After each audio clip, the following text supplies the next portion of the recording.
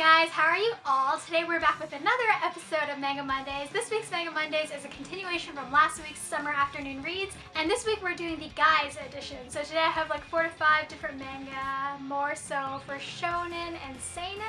So the first manga I chose is called D-Frag. D-Frag is kind of like a harem setup. There's a little bit of moe in it.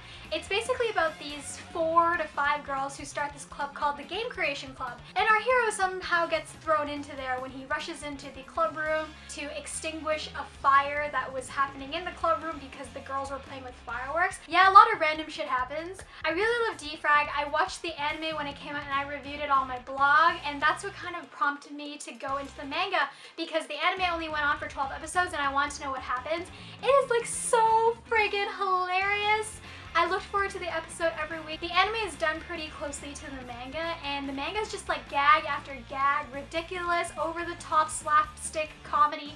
I love it. I would read it any time of day. It always cheers me up, and I really hope you guys give that one a try. The second manga I picked out for today is called K-On! If many of you are familiar with K-On!, it's probably because Kyoto Animation did an anime of K-On! Way back when. It's basically a slice of life high school comedy about 5 girls again who form a afternoon tea time band. They basically form a light music club, and it's just like their everyday adventures as they go through the high school. And if you're into moe, you'll probably have already seen K-On! If you want something really light, go for the K-On! Manga because the manga is done in 4 panels. It makes it really short, really brief, but really concise, and there's usually something really funny in every set of panels.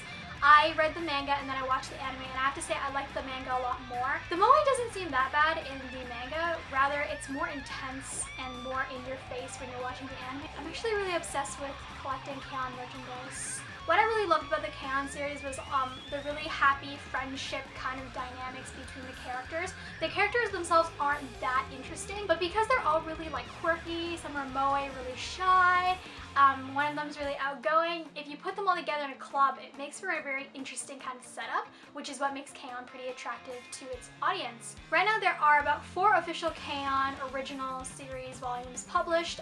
The 5th one, that's green, you'll see like Azusa on the cover.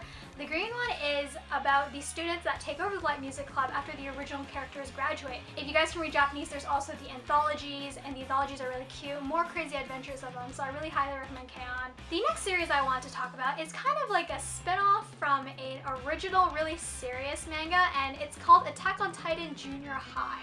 So Attack on Titan was created as a really like dark fantasy apocalyptic kind of story. Because of the wide reception and the wide fan base, they've done a spin-off manga when they put the characters in Attack on Titan into like regular junior high school life. And at first you think it's kind of weird, but it's actually very amusing. There's like already a lot of like fanfiction doujinshi comics that kind of put these really serious characters into hilarious situations or like just doodles. And this manga basically just kind of reinforces that, brings more of that happy fun stuff out because Attack on Titan is very dark. Sometimes the fans just kind of want to have a little fun with the characters, and I think the Attack on Titan Junior High series is a really fun spin-off series to get into. I believe it's published by Kodansha Comics, and it is really thick from what I've seen of it, so you are getting your money's worth for that. So definitely check that out if you're a big Attack on Titan fan. Really fun for summer reads. So my last pick for you guys kind of has like 2 parts to it. It's the Blood Lad series. So Blood Lad is the original series. It's about a demon vampire creature named Staz, and he's one of the lords that are overseeing one part of like the demon world. And basically when you go through the manga, you go through his crazy antics. He's like this really eccentric kind of crazy, a little bit otaku obsessed, a little bit girl obsessed, but he's like super powerful, so it's like really amusing to see him handle these situations. And the original manga is like really hilarious already, but I wanted to point you guys to the spin-off of that, which is called Bloody Brat. It's basically more of Staz's like crazy antics, but without the main plot. It's done in like 4 coma panels, so it's like very much like the K-On! Like mini comic gags, all in 4 panels, really lighthearted. Just more short stories, more little adventures. I find that spin-offs are really fun just because in the main manga you always have like a really clear goal that the plot has to work to, but when you're looking at spin-offs, everything's really chill. There isn't really an end goal other than like the end of the panels, and it's just really great for fans that want more of of that series and the characters. So yeah, even if you're like not really familiar with the Blood Lad original story, as long as you kind of know the setup, just like check out the synopsis, then you can kind of throw yourself into the short stories.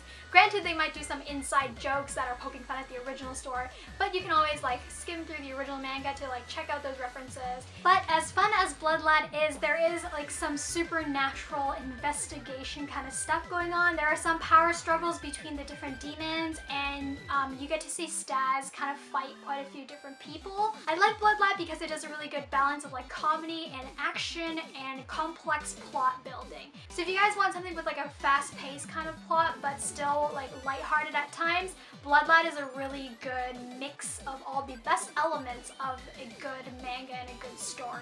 Blood Lad is just like a really enjoyable series. The anime came out like last year or so, and I watched a few episodes of that. The animation is styled really cool. So basically that's it for this week's Manga Mondays. I hope you guys enjoyed it and found something new to read. Again, don't let the shonen and shoujo girls guys kind of like set up, discourage you guys from trying any of this manga. I read all this manga. I would pick up any of these series anytime and just recommend it to anyone. Anyways, thank you guys for watching this video. If you guys liked it, don't forget to hit like and subscribe. Follow me on Twitter and Tumblr for all like new stuff or on my blog. And I will talk to you guys very soon. Bye!